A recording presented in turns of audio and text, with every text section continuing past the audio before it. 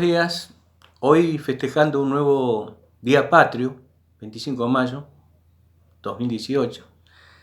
Quiero mandarle un saludo a todos aquellos que me saben escuchar a través de mi canal YouTube, Jorge Aníbal Agüero, o a través de este Facebook, o a veces en Radio Bahía Engaño. Como siempre digo, yo no tengo la verdad, ni me creo dueño de la verdad. Pero sí me gusta charlar temas para que se empiecen a conversar en el seno de la casa, con los amigos, en los clubes, en los bares, donde sea, que se charle. Y que nos empecemos a fijar y a darnos cuenta de dónde venimos, quiénes somos. Y bueno, cada uno cada grupo a través de esas conversaciones se darán cuenta si están en lo cierto o no. Para charlar todo esto, por supuesto que uno tiene que tener cierto tipo de información a través de los libros que no hacen daño, a través de internet, a través de, yo qué sé, ir a bibliotecas, enterarse, hablar con historiadores, para saber qué fue el 25 de mayo y por qué se empezó a festejar de esta manera. Es un tema muy importante. El 25 de mayo, o sea, la semana de mayo, cuando empieza la famosa semana de mayo a gestarse, en realidad nuestros padres fundadores, lo plantean como el rompimiento de vínculos con España. Y como que nuestros padres fundadores en realidad querían romper vínculos con España.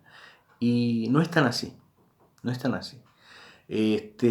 Hasta ese momento, veamos que la gente del mundo, en ese momento generalmente, y de América fundamentalmente, si bien se creían americanos, en realidad también eran españoles, porque éramos colonia de España, y ellos se habían creado de esa manera.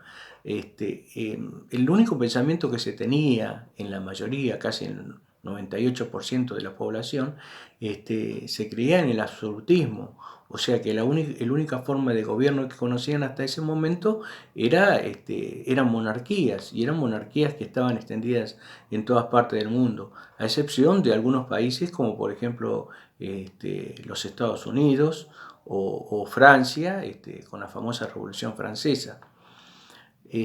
Bueno, fueron sucediendo acontecimientos como fue la caída de España a manos de Napoleón Bonaparte, o sea, al gobierno francés, que representaba al imperio francés en ese momento, era el emperador, cae España. Entonces, la revuelta que se produce en ese momento en el virreinato del Río de la Plata, fundamentalmente en Buenos Aires, era que no querían rendirle pleitesía al gobierno francés, a Napoleón. Querían responderle exclusivamente al rey de España de ese momento. Porque eran todos totalmente absolutistas, a excepción de algunas mentes ilustradas, que ya veían que podíamos llegar a ser un país totalmente libre. Cuando van sucediendo los hechos de mayo, se empiezan a reunir un montón de gente, digamos, ilustre, que le decían en ese momento, o sea que tenían cargos importantes, o era gente importante a través de su actividad económica. En ellos, por ejemplo, estaba Cornelio Saavedra. Y Cornelio Saavedra respondía totalmente al virrey y al rey de España. O sea que cuando él se pone ahí a trabajar con no pensaba para nada en la libertad de América. Inclusive pensemos que él no era nacido, digamos, en Buenos Aires.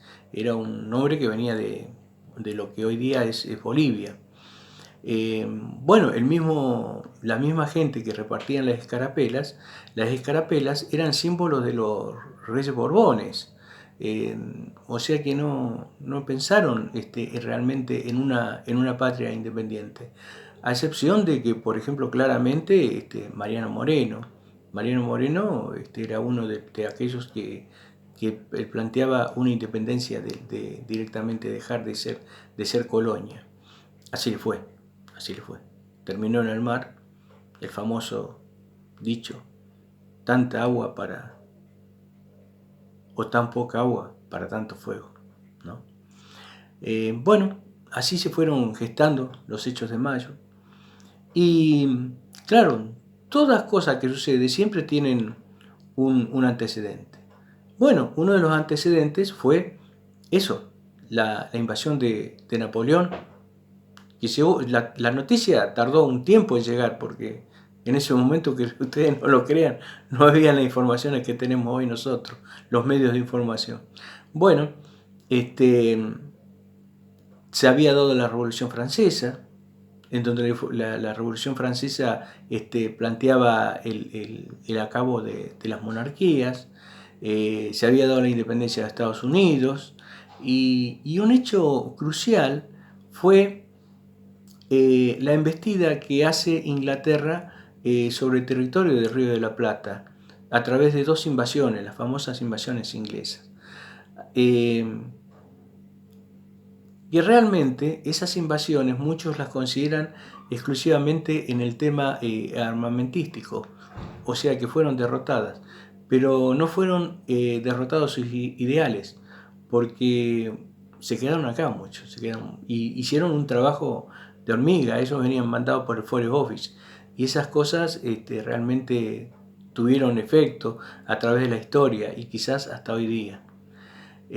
Bueno, se hace toda esta movida en el Cabildo, porque se recupera el Cabildo, porque una de las cosas que el Consejo de las Indias había empezado a separar, digamos, para que tuviera menos fuerza también las monarquías, fueron las diferentes intendencias de las diferentes que eran provincias en ese momento, y Buenos Aires también tenía su intendencia, pero recurrieron al Cabildo, o sea que, fíjense, el Cabildo era un símbolo monárquico.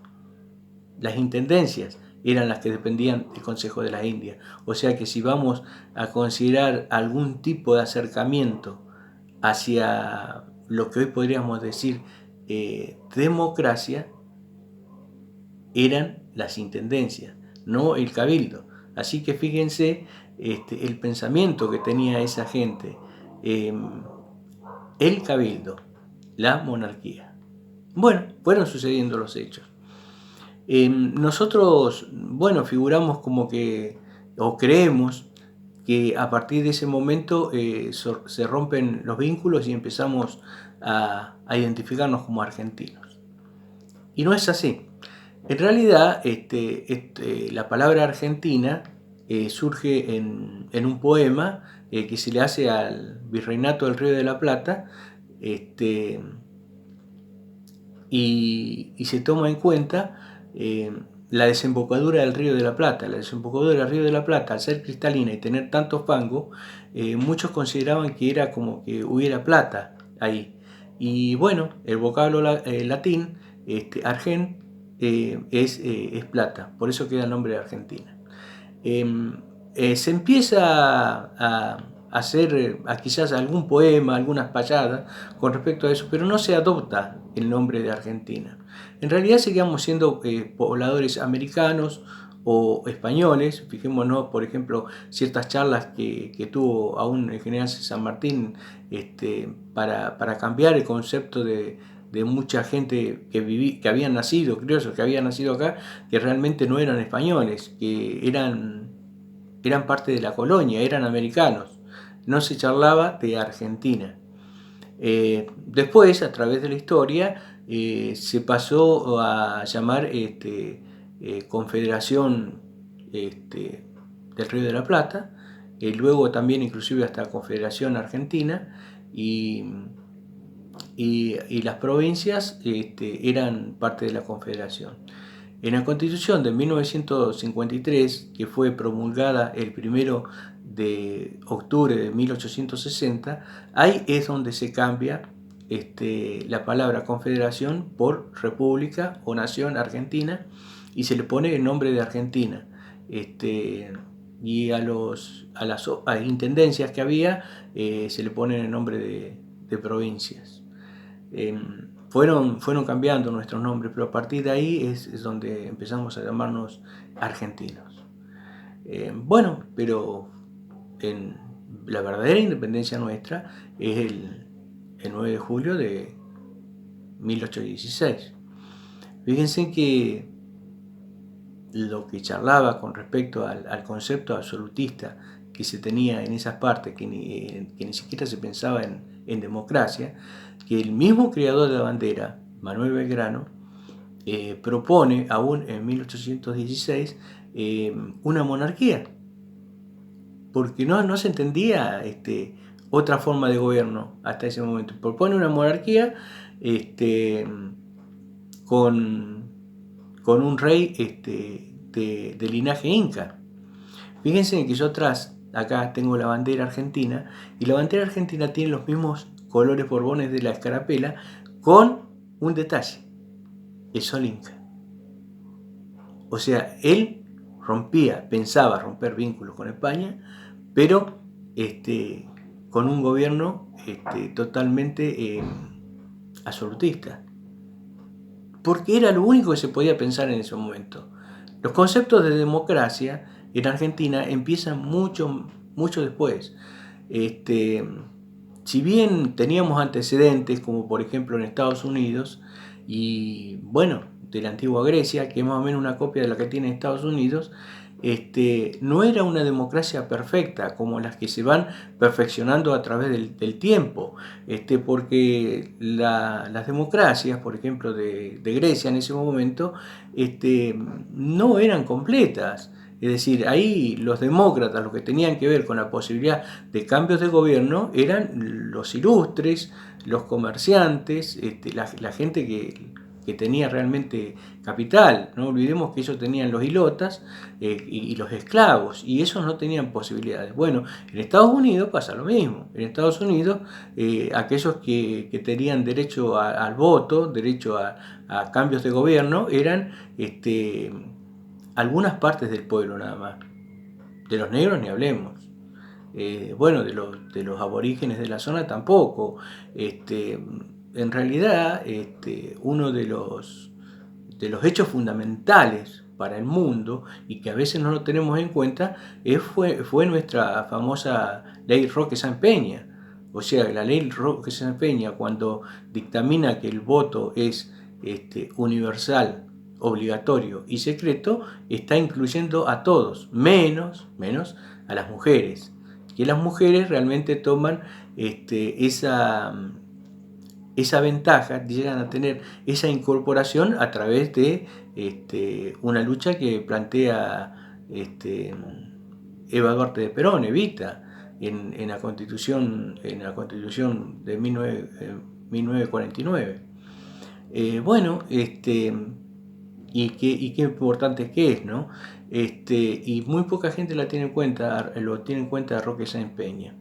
Esto es muy importante, inclusive para muchos casos que la humanidad se ha copiado este tipo de sistema, que sigue siendo imperfecto, porque fue imperfecto, hubieron fraudes, todo. Bueno, se fue mejorando. Seguramente que algún día vamos a llegar a tener una democracia perfecta, que aún hoy no la tenemos. Aún hoy no la tenemos, y no porque sea exclusivamente culpa del gobierno que esté de turno, sino todos nuestros dirigentes y nosotros mismos.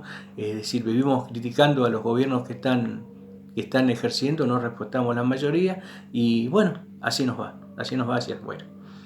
Pero bueno, yo quería recordar esto del 25 de mayo, para que la gente charle, y que nuestros chicos, y algunos que se han olvidado, que no tuvieron la suficiente información o no les interesa, que empiecen a indagar quiénes somos, por qué han sucedido este tipo de hechos, y hacia dónde vamos, y cuidémonos de lo que puede jugar en contra nuestro, ya sea desde adentro o desde afuera, para concretar ese primer grito de, digamos, esa primera sublevación.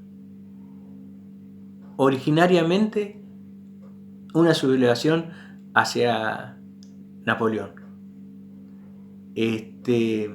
Algunos hacia el reino español y otros que fueron madurando en el tiempo de toda potencia extranjera.